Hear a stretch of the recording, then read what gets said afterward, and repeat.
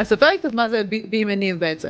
אנחנו קבוצת השקעות עם מודל מאוד מאוד ייחודי שככה פיתחנו תוך כדי תנועה. אני בעברי הייתי מנהל בבנק דיסקונט בתחום ההשקעות. נכון.